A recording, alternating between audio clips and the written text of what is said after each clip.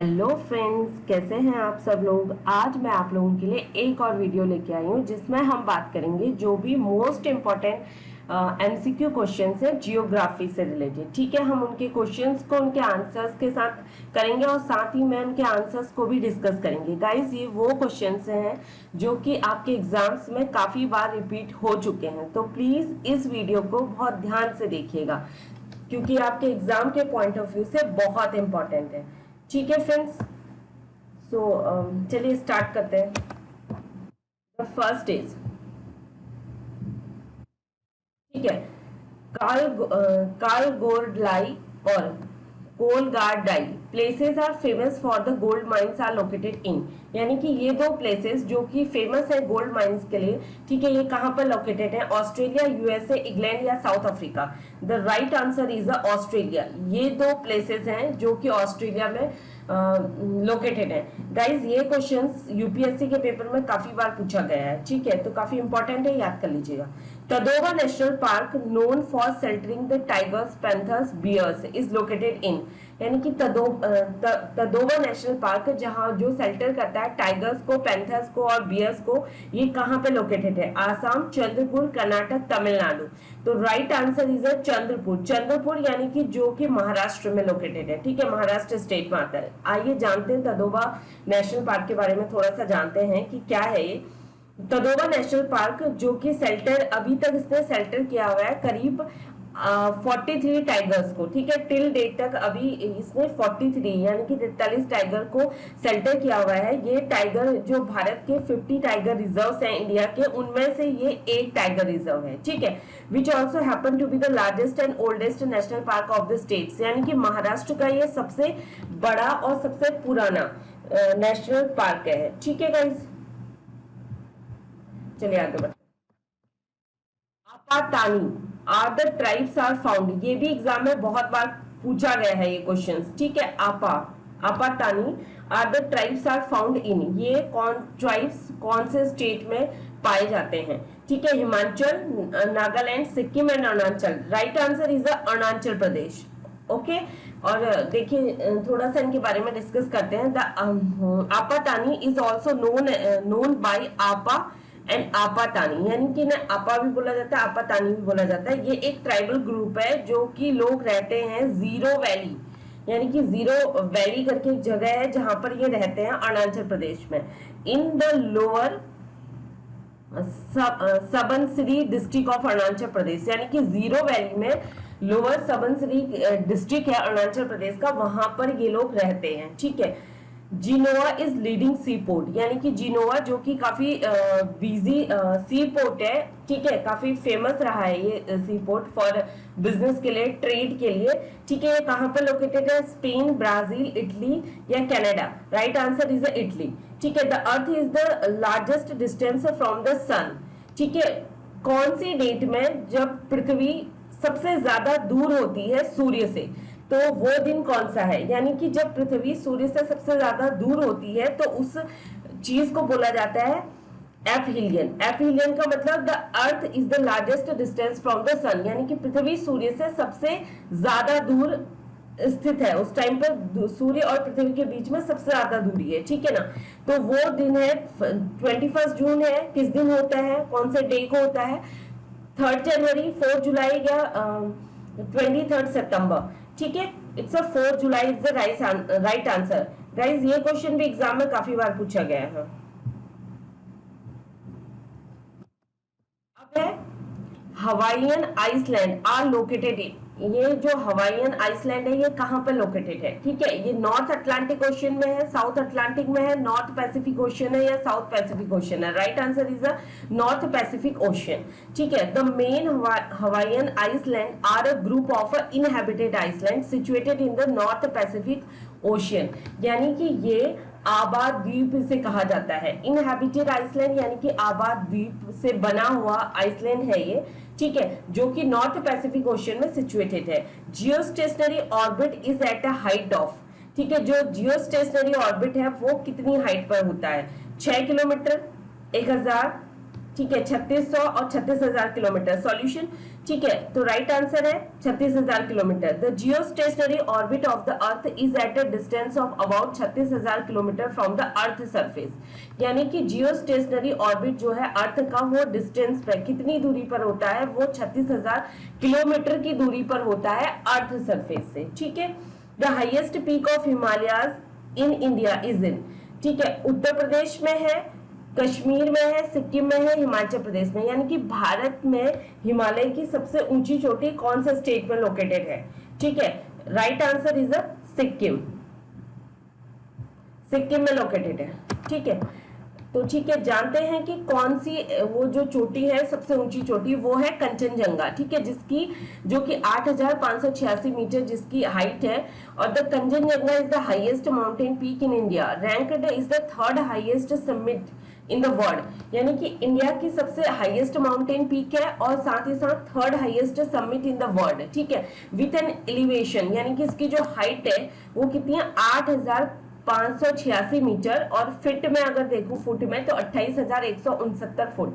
The highest mountain Kanchenjunga is located in the border of Nepal and India in the great Himalayan range. यानी कि जो highest mountain है India की, कंचनजंगा, ये कहाँ पे लोकेटेड है? ये लोकेटेड है इंडिया और नेपाल के बॉर्डर पर, in a great Himalayan range, यानी कि स्टेट सिक्किम। ठीक है, India sovereignty in a sea extend up to the nautical miles, कितने नॉटिकल माइल्स तक? यानी कि इंडिया की संप्रभुत्वता, सोवरेनिटी का मतलब होता है, सोवरेनिटी का, कि भारत का कब्जा यानी कि संप्रभुत्वता समंदर में कितने नॉटिकल माइल्स तक है, फैली हुई है? तो 8, 10, 12 या 14? इट्स अ 12, राइट आंसर 12, यानी कि 12 nautical miles. Nautical miles means की समुद्र मील लंबाई की इकाई, यानी कि जो समुद्र मील में हम लंबाई कैसे नाप सकते हैं, वो है नॉटिकल मील्स। यानी कि ये एक तरह से यूनिट है, यानी कि नॉटिकल्स में हम उसको नापते हैं।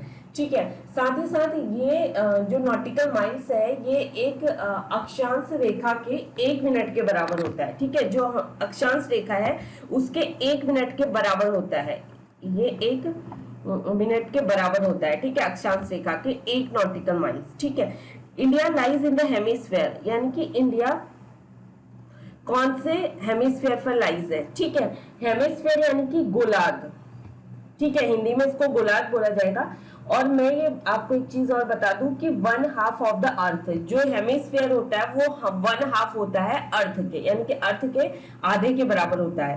तो northern and eastern hemisphere, southern and eastern, northern western, northern southern. तो राइट आंसर है कि India lies in the northern और ईस्टर्न हेमिस्फीयर। ठीक है गाइज, यानी कि हम ये बोल सकते हैं कि उत्तरी और पूर्वी गोलार्ध में स्थित है। ठीक है, भारत। तो फ्रेंड्स, ये क्वेश्चन भी एग्जाम में बहुत बार पूछा गया। ठीक है, तो इसके बारे में जानते हैं थोड़ा, हेमिस्फीयर्स के बारे में, यानी कि भारत की कि भारत कहाँ पर स्थित है हेमिस्फीयर्स में। India is located with in both the eastern hemispheres, यानी कि इंडिया नॉर्थन और ईस्टर्न दोनों हेमिस्फीयर्स पर लोकेटेड है, and like the rest of Asia. ठीक है, एंड द नॉर्थन हेमिस्फीयर्स। ठीक है, ईस्टर्न हेमिस्फीयर्स की बात करें तो द रेस्ट ऑफ एशिया, यानी कि ठीक है, और नॉर्थन हेमिस्फीयर में भी लाइस है, दोनों में है।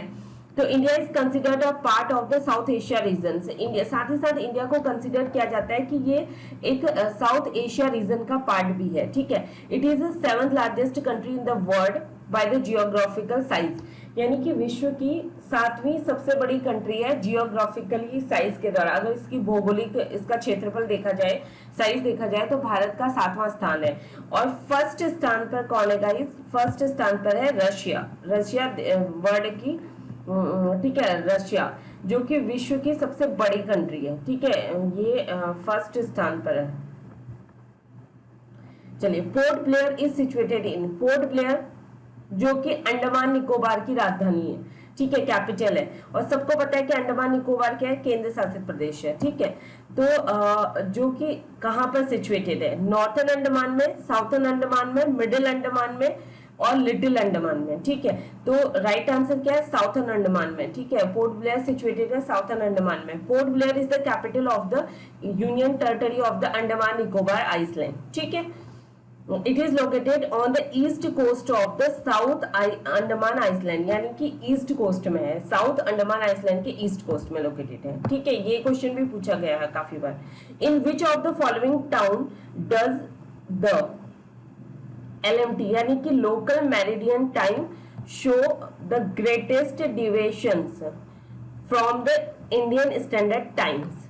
ठीक है ना, कौन सा ऐसा टाउन है जो कि लोकल मेरिडियन टाइम्स में शो कर रहा है एक ग्रेटेस्ट डेविएशन, यानी कि एक डेविएशन मतलब एक विचलित, ठीक है ना, ठीक है, मतलब कि हटना एक जगह से, तो इंडियन स्टैंडर्ड टाइम से।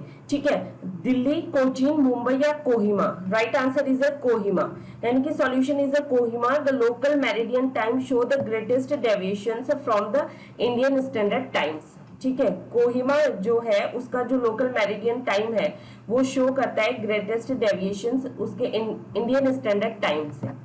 ठीक है, डेविएशन का मतलब एक तरह से विचलित होना, किसी चीज का विचलित होना, किसी का हटना थोड़ा, ठीक है, दूर हो उस चीज से थोड़ा सा इधर उधर, मतलब कि अगल बगल हट जाना। तो ठीक है, which of the following geographical terms are related with the piece of subcontinental land is surrounded by water।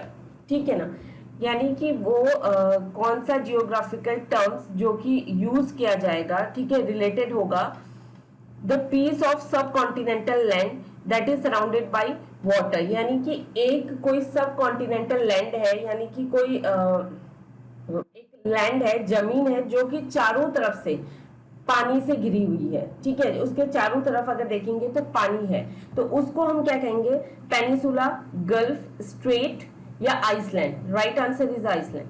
ठीक है, which of the following geographical term are related with the body of land surrounded by water in 3 sides, यानी कि वो land जो कि 3 side से पानी से घिरी हुई है और 3 साइड से, नॉट ऑल साइड, यानी कि जो चारों तरफ से, यानी कि 4 साइड से वाटर से घिरी है वो क्या है, आइसलैंड है। ठीक है, और जो 3 साइड से घिरी हुई है वो क्या है, पेनिसुला, गल्फ, स्ट्रेट या आइसलैंड। तो उस right answer is a peninsula, उसको हम पेनिसुला कहेंगे जो 3 साइड ऑफ वाटर से घिरा हुआ है। ठीक है, surrounded by the water on 3 sides. Which of the following is the largest archipelago in the world. ठीक है, इनमें से कौन सा लार्जेस्ट आर्कापिलागो है वर्ल्ड में, वो है Andaman Nicobar island, Malaysia, Indonesia या मालदीव। Maldives, sorry, Indonesia. ठीक है, वो कौन सा है, इंडोनेशिया, यानी कि आर्कापिलागो का मतलब क्या है, इसका मतलब है द्वीप समूह, यानी कि विश्व का सबसे बड़ा द्वीप समूह कौन सा है, इट मींस अ द्वीप समूह। ठीक है, वो है इंडोनेशिया। ठीक है, चलिए आगे बढ़ते हैं। Which of the following geographical terms are related with a naturally formed, narrow, typical, navigable waterway that connect to the larger bodies of water? ठीक है, इनमें से कौन सा टर्म्स जो कि रिलेटेड है नेचुरली फॉर्म्ड है, यानी कि अपने आप जो नेचुरली बनता है, नैरो यानी कि सकरा या संकीर्ण, और टिपिकली नेविगेबल वाटरवे जो कि कनेक्ट करता है 2 लार्जर बॉडीज ऑफ वाटर, यानी कि वाटर की जो 2 लार्जर बॉडीज है उनको कनेक्ट करता है एक सकरा रास्ता। ठीक है, एक सकरा वाटरवे जो हम बोल सकते हैं उसे वो क्या है, पेनिसुला हम उसे कहेंगे, गल्फ कहेंगे, स्ट्रेट कहेंगे या आइसलैंड कहेंगे। जाहिर सी बात है आइसलैंड जो कि चारों तरफ से वाटर से घिरा हुआ है, पेनिसुला जो कि 3 साइड से वाटर से घिरा है, आइसलैंड यानी कि जो कि 4 साइड से घिरा हुआ है। ठीक है, गल्फ हो नहीं सकता। Right answer is the straight. ठीक है, थोड़ा सा मैं स्ट्रेट के बारे में आपको बता देती हूँ। स्ट्रेट क्या है कि ये क्या होते हैं कि जो कि नेचुरली फॉर्म्ड होती हैं, ठीक है, संकीर्ण होती है, एक तरह का वाटरवे होता है जो कि 2 लार्जर बॉडीज को कनेक्ट करता है। ठीक है, और इसे हम ये भी कह सकते हैं कि ये एक चैनल ऑफ वाटर है जो कि 2 लैंड मासेस के बीच में पड़ता है, यानी कि एक चैनल ऑफ वाटर्स, ठीक है, that lies between the 2 land masses. ठीक है, अब है which of the following is the largest world largest peninsula. ठीक है, world largest peninsula, India, south Africa, Arabia, या फोर्थ यानी कि इंडिया या south Africa. Answer is Arabia. ठीक है। पेनिसुला मतलब कि एक area of land that is almost surrounded by water. ठीक है। पेनिसुला का मतलब होता है कि एक एरिया ऑफ लैंड, यानी कि एक लैंड का एक ऐसा एरिया जो कि सराउंडेड है ऑलमोस्ट वाटर से। ठीक है। Which of the following passes cut through the Pir Panjal range and link the Manali and Leh by road, यानी कि इनमें से कौन सा ऐसा पास है जो कि कट होता है पीर पंजल रेंज से। ठीक है। और लिंक करता है मनाली और लेह को, मनाली और लेह को जोड़ता है। ठीक है, बाय रोड। इस रोहतांग पास, मना पास, नीति पास, नाथुला पास। ठीक है। रोहतांग पास ये जो कि आपका हिमाचल में पड़ता है, मनाली और लेह को कनेक्ट करता है। नाथुला पास ये आपका सिक्किम में पड़ता है, बिकॉज ये नाथुला पास जिसके जरिए आप बाय रोड आप मानसरोवर की यात्रा पर जा सकते हैं। ठीक है।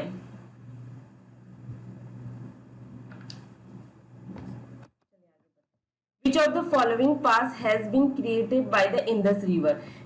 कौन सा ऐसा पास है जो कि इंडस रिवर के द्वारा, सिंधु नदी के द्वारा, इंडस रिवर के द्वारा बनाया गया? रोहतांग पास, नाथुला पास, बारालाचा पास या बेनिहाल पास? वो है राइट आंसर इज अ बेनिहाल पास। ये क्वेश्चन बहुत इंपॉर्टेंट है एग्जाम के पॉइंट ऑफ व्यू से। ठीक है। Which passes make a way to the land route between the Kailash and Mansarovar? ठीक है। कौन सा ऐसा पास है जो कि एक लैंड रूट बनाता है? ठीक है। कैलाश पर्वत और कैलाश और मानसरोवर के बीच में, वो है माना पास, रोहतांग पास, नाथुला पास, बारालाचा पास, वो है माना पास। ठीक है। In which of the following pass link the Srinagar to Leh, यानी कि श्रीनगर को लेह से कौन सा पास जोड़ता है? माना पास, रोहतांग पास, रोहतास पास एंड नाथुला पास और जोजिला पास। तो राइट आंसर है जोजिला पास। ठीक है।